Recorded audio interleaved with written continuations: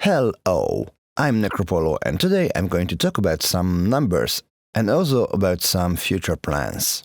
So I'm not really a guy of numbers and also not really a guy of achievements.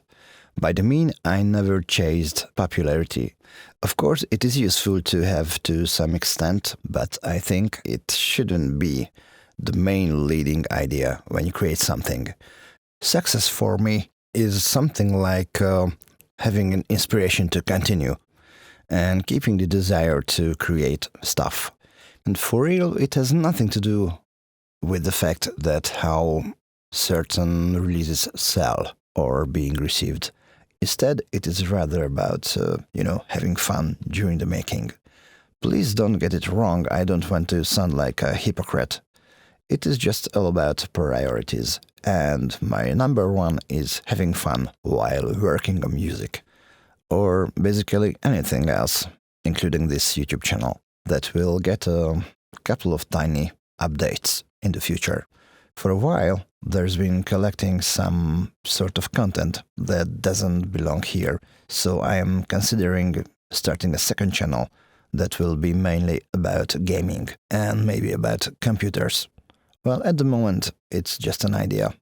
Available time and future will tell. Sorry.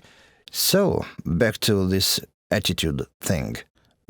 In the studio as a sound engineer, I worked with a lot of bands who chased expectations, this song must be a hit, this album must be our best-selling album, this new music video must propel us to the top of the charts, and so on and so forth. Whenever I hear something like that, I always start to wonder, why should it be like that?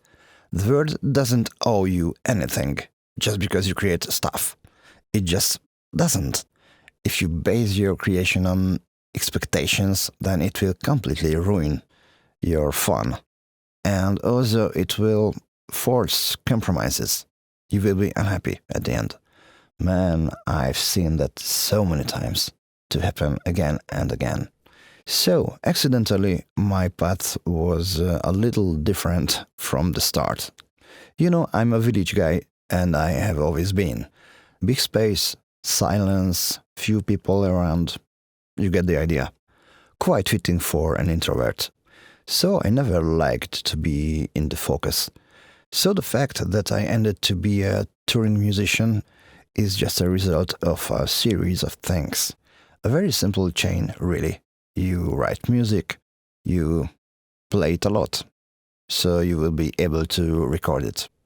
Finally, at some point, it becomes released.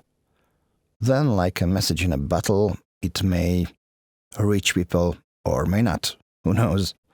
If you are lucky enough and you reach enough people, then you become invited to play live. At some point it happened to me back in the 90s without me forcing it. The mechanics of it, well, basically it's falling into trance in public. Despite the fact that I'm an introvert, it was not a problem for me.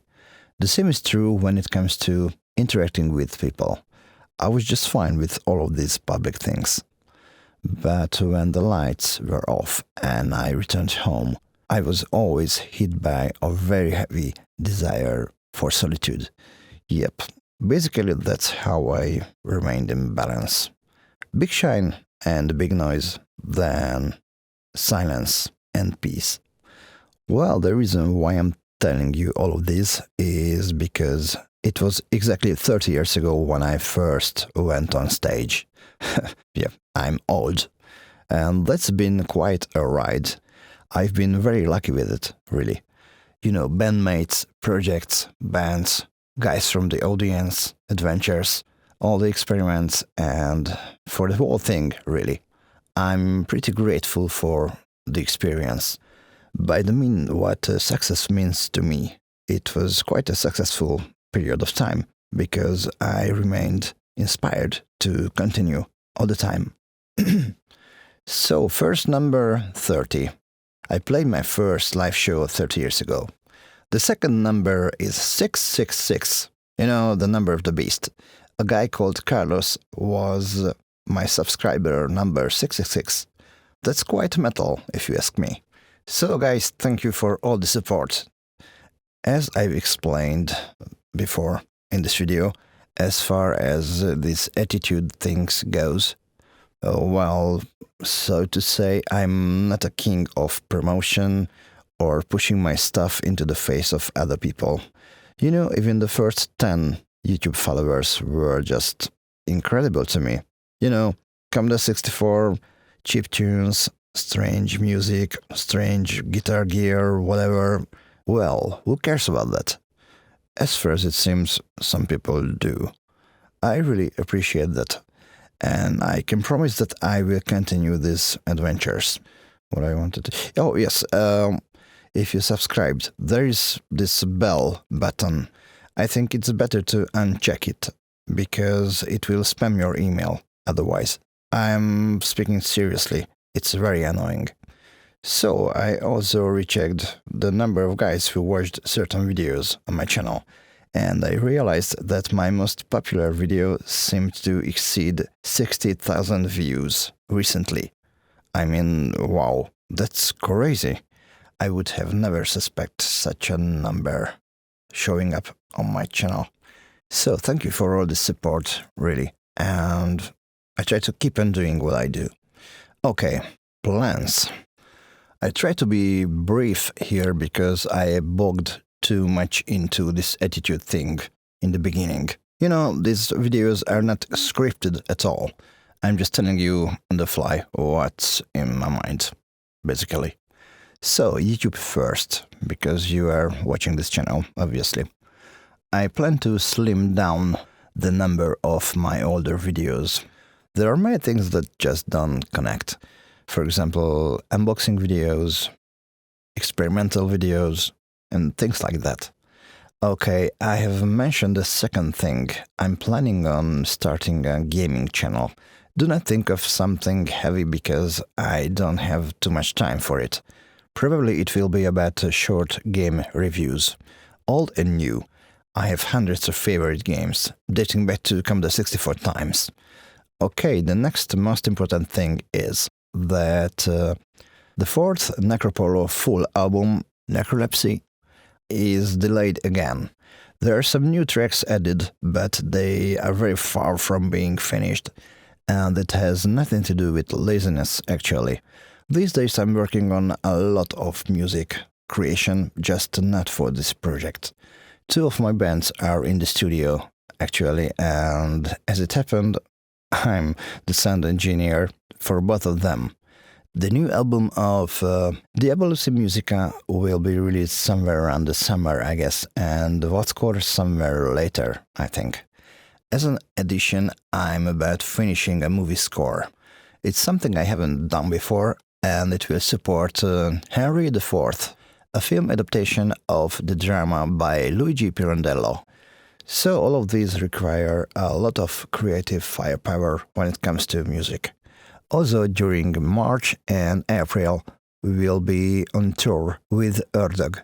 Also, there is some news for guys who like SIDRIP Alliance, our Commodore 64 cover band.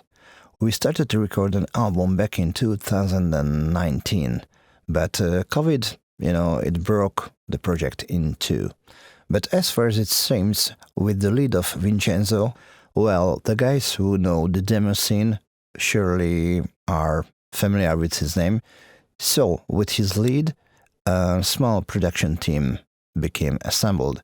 So, as far as it seems, the second SIDRIP Alliance album will be finished in a couple of months. And who knows, maybe there will be some live shows as well. Future will tell. And when it comes to Vincenzo and my SIDRIP Alliance guitarist fellow, Shubi, we have this project called Graphite 3.6 Plus. We are planning an ample of things during this year, maybe a live show or two, or maybe a couple of new tracks. Time will tell. So there is but one thing I'd like to speak about. Recently, Professor Pict made an interview with me in a music blog called Opium Cave. The twist is it's available in English too. If you're interested, you can find the link below. So that's all about it for today. I just wanted to say thanks for all the support. 666 subscribers. It's unbelievable. NecroPolo out. See you somewhere in time.